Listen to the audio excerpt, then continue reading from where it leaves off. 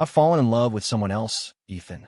It's better if you let me go, Olivia said, holding the phone with his messages on it. I smiled and replied, I'm Ethan, a 32-year-old history teacher from Phoenix, Arizona, and this is the story of how my wife, Olivia, shattered our life with a single sentence, and how I started picking up the pieces. Buckle up because it's raw, it's real, and it starts with a gut punch. It was a Tuesday evening, the kind where the Arizona heat finally loosens its grip, and I was grading papers at our kitchen table, expecting Olivia to walk through the door any minute. We'd been married 3 years, the kind of couple who'd plan weekend hikes in Sedona or laugh over burnt pancakes on Sundays. She was 30, a graphic designer with a knack for turning chaos into art, or so I thought.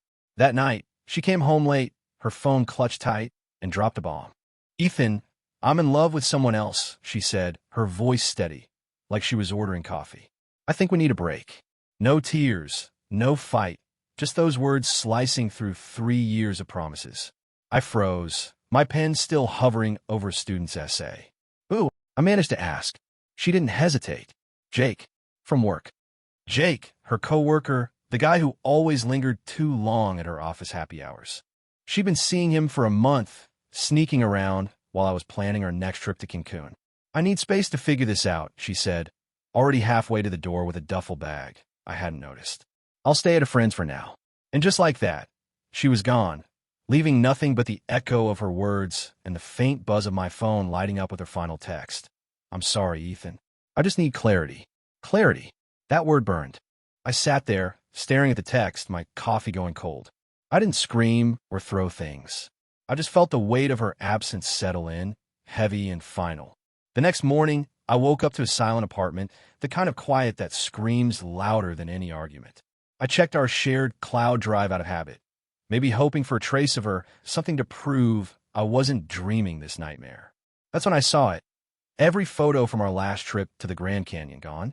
The goofy selfie of us at sunrise, her head on my shoulder, deleted. The video of us laughing as we tripped over rocks, erased. She wasn't just taking a break. She was wiping me out of her life. I could have called her, begged for answers, but something stopped me. Maybe it was pride. Maybe it was the realization that chasing someone who's already running away is a losing game. Instead, I acted. I called my bank and froze her joint account. Not out of spite, but survival. She wasn't going to fund her clarity with our savings. I canceled the Cancun trip, the one she'd been hyping up for months, and got a refund. Then I reached out to a lawyer friend, Sarah, who offered to walk me through my options. Protect yourself now, Ethan, she said. Don't wait for her to decide your future. So, I started quietly untangling our lives. Canceled the brunch with her parents, unfollowed her on social media, even deleted her playlist from my Spotify. Each step felt like cutting a thread, small but deliberate. The first weekend alone was brutal. I caught myself setting out 2 plates for dinner, a reflex from years of routine. I stood at the sink, washing dishes for one, when a mutual friend, Marcus, texted me. Saw Olivia at a bar in Scottsdale last night. She was with Jake. You okay? The message hit like a second betrayal. Scottsdale, where she dragged me to rooftop bars I secretly hated, was now her stage for this new life. I didn't reply to Marcus. Instead, I grabbed my camera, a hobby I'd shelved because Olivia always called it pointless, and drove to South Mountain. The desert trails were quiet, the kind of place where you can hear your own thoughts. I snapped photos of cacti, silhouetted against the sunset, each click pulling me back to a version of myself I'd forgotten. By Monday, whispers were spreading. Another friend, Lena, called to say Olivia had changed her relationship status to it's complicated. Complicated. Like our marriage was a puzzle she could set aside when it got too hard. I didn't confront her. I didn't need to. Her actions were loud enough. But I wasn't going to sit in the wreckage. I signed up for a photography class at a local community center, something I'd always wanted to do, but never made time for. I started running again, the kind of runs where your lungs burn and your mind clears. And I kept moving forward, one small choice at a time, refusing to let her decision define me. Then came the first plot twist. A week later, I got a voicemail from Olivia. Her voice was shaky, not the confident tone she'd used when she left. Ethan, I think I messed up. Can we talk? I listened to it 3 times, my thumb hovering over the call button. But I didn't call back. Not because I was angry, but because I was starting to see something clearly. she didn't miss me. She missed the safety of me, the guy who'd always catch her when she fell. And I wasn't that guy anymore.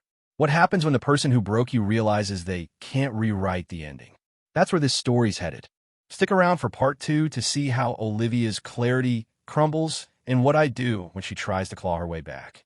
If you've ever been blindsided by betrayal or found strength in walking away, drop your story in the comments. Don't forget to like, subscribe, and join us next time on Reddit Confessions for more raw, real stories.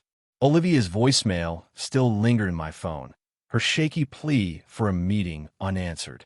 I wasn't ready to face her, not after she'd walked out for Jake, her co-worker, and erased our Grand Canyon photos like they meant nothing.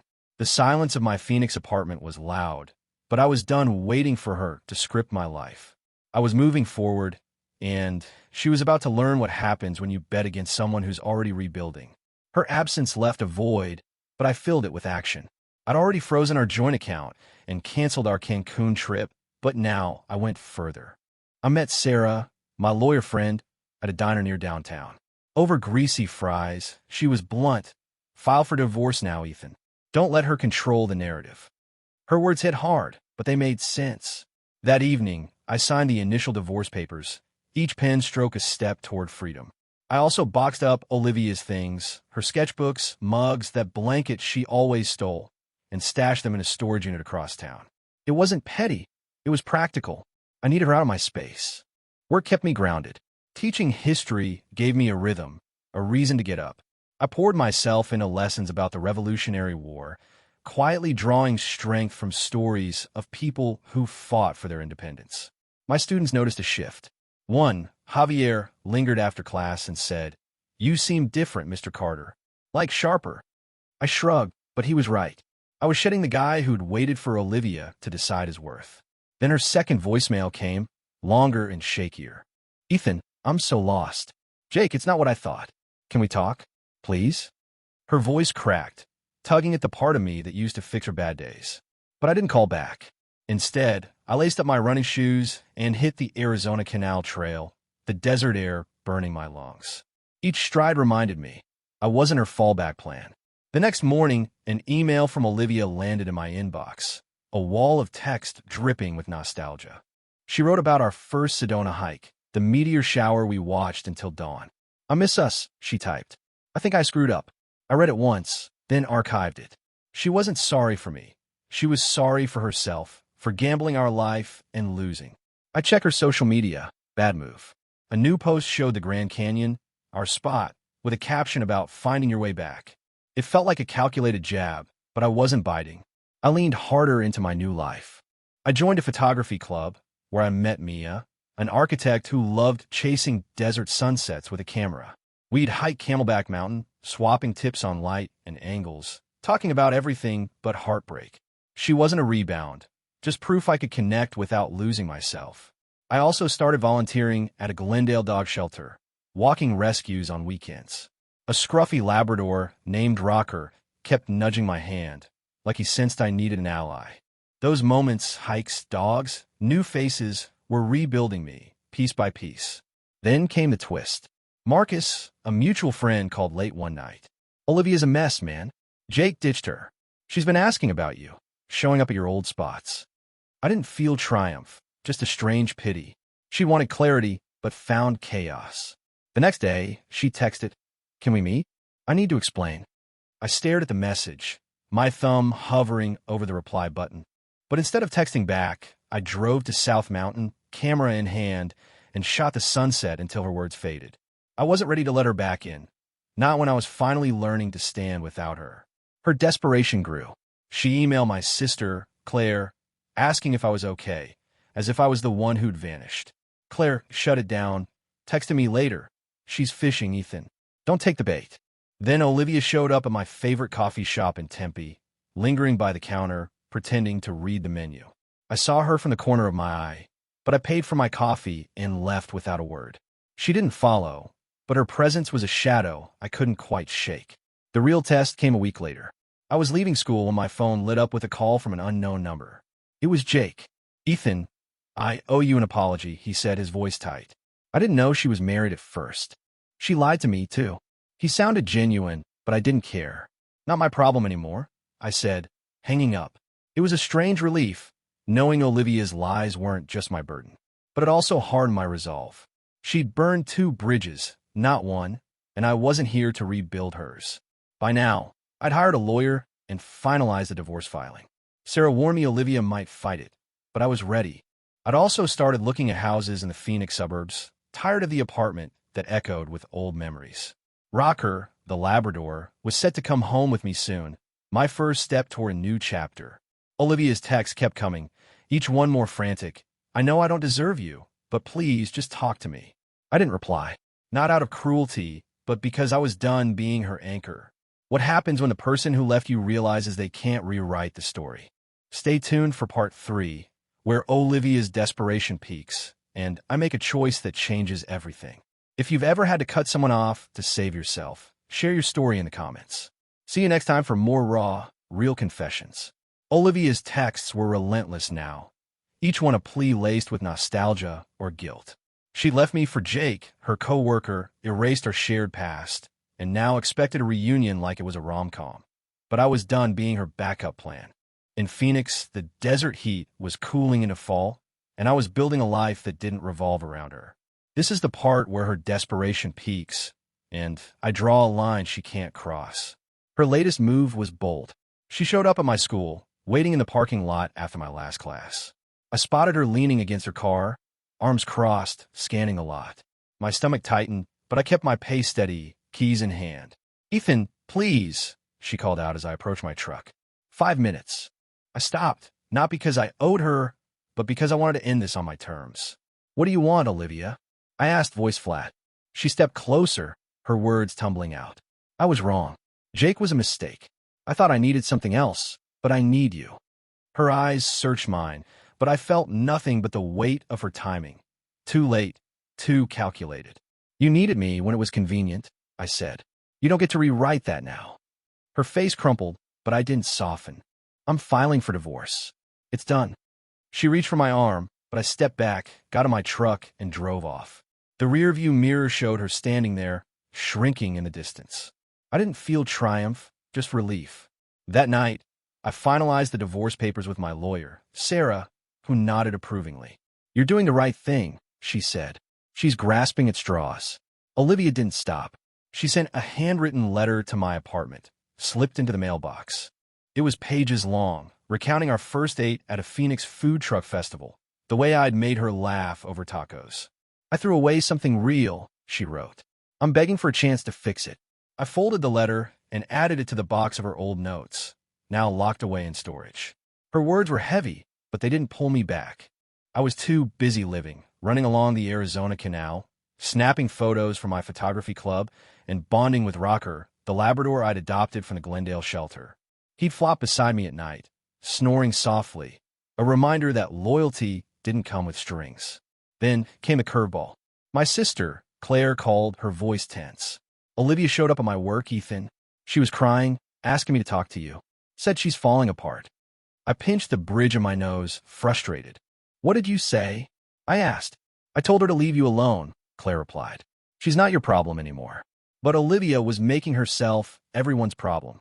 She'd emailed Marcus, our mutual friend, begging him to arrange a meetup. He forwarded it to me. "I know I don't deserve forgiveness, but I can't lose him." Marcus added his own note. "She's spiraling, man. You sure you're done?" I was. Her spiral wasn't my responsibility. The next week, I got a call from an unknown number. It was Jake again. "She's telling people I manipulated her," he said, sounding exhausted. "I'm sorry you got dragged into this, Ethan. She's not stable." I didn't need his apology or his insight. "Thanks for the heads up," I said, hanging up. It was surreal, her lover apologizing while she chased a ghost of me. But it clarified something. Olivia wasn't fighting for me. She was fighting for the comfort I'd once provided, the safety she'd thrown away. I kept moving forward. I signed a lease on a small house in a Phoenix suburb, a place with a yard for Rocker. The photography club became my refuge. Mia and I spent weekends hiking South Mountain, capturing the desert's golden hour. She didn't ask about my past, and I didn't volunteer it. Instead, we talked about aperture settings and the best taco joints in Tempe. At the shelter, I started training Rocker to sit and stay, his eager eyes pulling me out of my head. These were my anchors, proof I didn't need Olivia's chaos to feel alive. Then Olivia escalated. I was grabbing coffee in Tempe when she walked in, timed perfectly to bump into me. She approached my table, clutching a to-go cup. "Ethan, I'm not giving up," she said, voice low. "I know I hurt you, but we can fix this." I leaned back, steady. "There's no we anymore. You chose that." Her jaw tightened, but she didn't argue. She left, and I sipped my coffee, unbothered. Later, Claire texted, "She's telling people you're being cruel. Watch your back." Cruel? I'd given her the space she wanted, then protected myself when she changed her mind. The final straw came when Olivia posted online a public plea on her Instagram, tagged with our old hiking spots.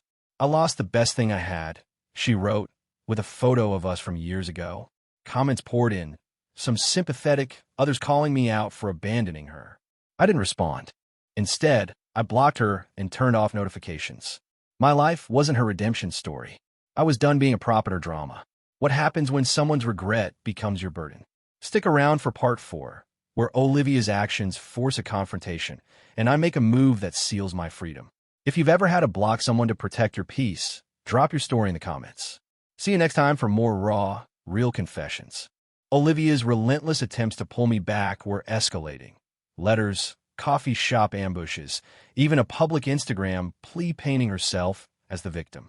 I'd built a new life in Phoenix with Rocker, my adopted Labrador, and a photography club that kept me grounded. But Olivia wasn't letting go. This is the part where her desperation forces a final showdown, and I make a move that shuts the door for good. Her latest stunt hit closer to home. I was leaving my new house in the Phoenix suburbs, Rocker trotting beside me, when I found a note taped to my mailbox. Olivia's handwriting, unmistakable. "Ethan, I'm not giving up. You're my home." No apology, just more claims on a life she'd walked away from. I crumpled the note and tossed it in the trash. She wasn't my home anymore. Rocker's wagging tail and my quiet evenings were. But her persistence was starting to feel like a siege. The next day, my sister Claire called, her voice sharp. "Olivia showed up at Mom's book club, Ethan. She's telling people you're punishing her for one mistake." I gripped the phone, jaw tight. Olivia was spinning a narrative, casting me as the villain for moving on. "What did Mom say?" I asked. "She told her to stop dragging family into it," Claire replied. "But heads up, she's not backing off." I thanked Claire and hung up, realizing Olivia's tactics were shifting from guilt to manipulation. I wasn't playing her game. I met with Sarah, my lawyer, to push the divorce forward. She scanned the papers and nodded. "She's been served the documents, but she's delaying, claiming she wants mediation." "Don't budge, Ethan." I didn't plan to. I'd already secured my finances, moved Olivia's things to storage, and blocked her on every platform. But her shadow lingered. Friends started texting, nudged by her sob stories. Marcus forwarded another message. "She's saying you broke her, man. You sure you're not being too harsh?" I didn't reply. Harsh? I'd given her the space she demanded, then protected myself when she tried to rewrite the ending. Work kept me steady. Teaching history gave me perspective. Revolutions start when people refuse to stay oppressed. I channeled that into my lessons, earning grins from students who sensed my fire. After school, I'd hike South Mountain with Mia from the photography club, our cameras catching the desert's shifting light.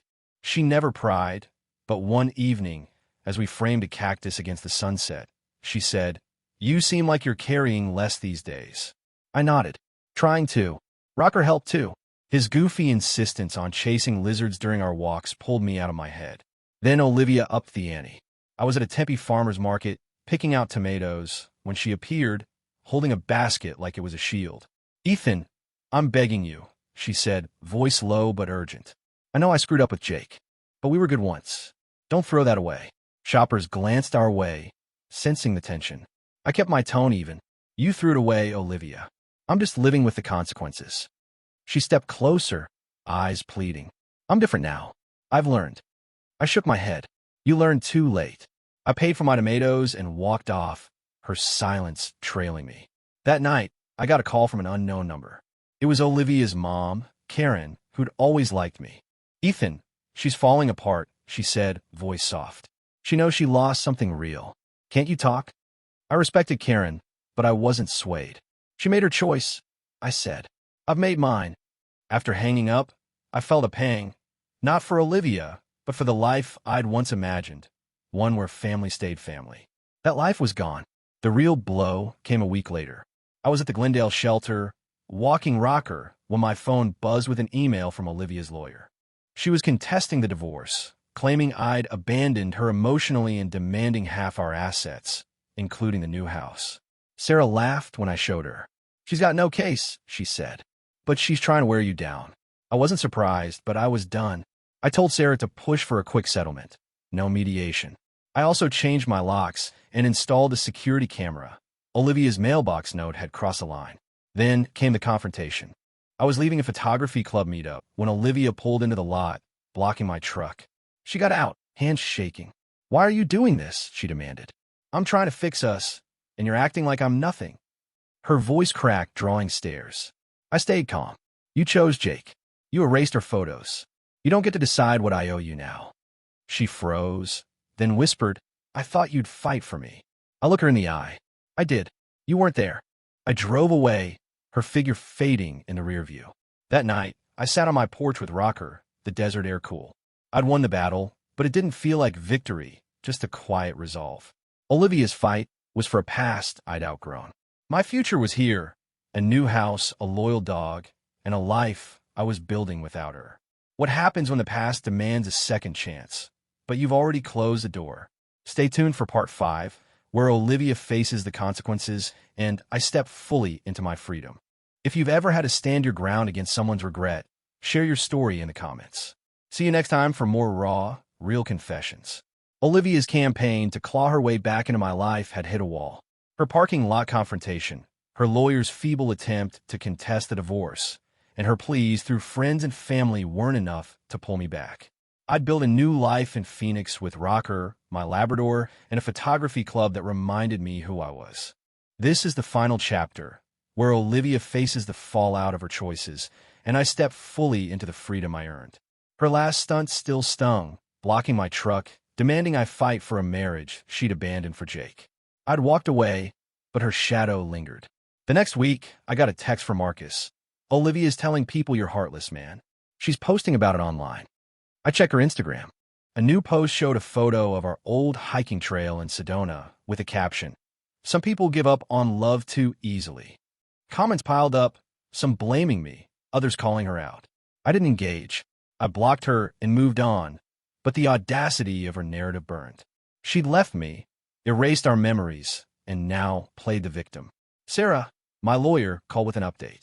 "Olivia's dropped the divorce contest," she said. "She's out of moves. The judge approved the settlement. Your house and savings are safe." Relief hit me like a deep breath. I protected what was mine, not out of spite, but necessity. Sarah added, "She's got 30 days to sign, or it's finalized by default." I thanked her and hung up, feeling a weight lift. The legal battle was over, but Olivia wasn't done trying to rewrite the story. She switched tactics, sending an email to my work address, professional, almost cold. "Ethan, I accept the divorce, but I need closure. Can we meet one last time? No pressure, just to say goodbye." I didn't trust it. Her goodbyes always came with strings. I replied, short and final, "No need. We're done." I hit send and felt a strange calm. Rocker nudged my leg, sensing the shift, and I scratched his ears, grateful for his uncomplicated loyalty. Life was moving forward. I'd settled into my new house in the Phoenix suburbs, a small place with a yard where Rocker chased lizards. My photography club was planning a group exhibit in Tempe, and Mia, my hiking buddy, convinced me to submit a shot of a desert sunrise. "It's bold," she said, grinning. "Like you." I laughed, realizing how long it had been since I felt that lightness. At the shelter, I'd started helping with adoption events, watching dogs like Rocker find homes. Each small win, teaching, hiking, volunteering, built a life that didn't need Olivia's validation. Then came the final twist. Claire, my sister, texted me a screenshot from a mutual friends group chat. Olivia had moved to Tucson, taken a new design job, and was telling people she'd escaped a toxic marriage. The lie stung, but it also clarified something. She wasn't chasing me anymore. She was chasing a story where she wasn't the one who failed. I didn't correct her narrative. Let her live with it. I was done carrying her consequences. A week later, I was at a Tempe coffee shop, editing photos for the exhibit, when Marcus walked in. He slid into the seat across from me, hesitant. Olivia called me last night, he said. She's struggling, Ethan. Said she's sorry, but knows you're gone for good. I nodded, sipping my coffee. She's right, I said. I'm not her anchor anymore. Marcus studied me, then smiled. You're different, man. Stronger. I shrugged, but he wasn't wrong. The Ethan who'd begged for Olivia's return was gone, replaced by someone who valued his own peace. The divorce finalized quietly. Sarah sent a text. Papers signed. You're free. I celebrated with Rocker, tossing a ball in the yard as the sun set. No grand gestures, just a moment of quiet triumph. I didn't hate Olivia. I didn't feel much for her at all. That indifference was my victory, proof I'd outgrown the pain she'd left behind. The photography exhibit was the capstone. My sunrise photo hung in a small Tempe gallery, surrounded by shots from Mia and the club. Friends showed up, Claire included, and we toasted with cheap wine. Mia nudged me, pointing to my photo. That's you now, she said. Bright, unapologetic. I smiled, realizing she was right. Later, I walked Rocker under the desert stars, the air cool and sharp. For the first time in years, I felt whole. Not because I'd won, but because I'd chosen myself. Olivia's name faded from my world.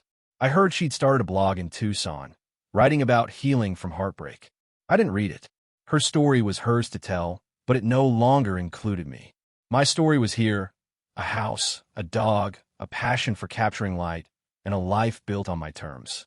Love, I learned, isn't about holding on through betrayal. It's about knowing when to let go and trusting you'll land on your feet. If you've ever had to choose yourself over someone else's regret, share your story in the comments. Thanks for following this journey. Stay tuned for more raw, real confessions.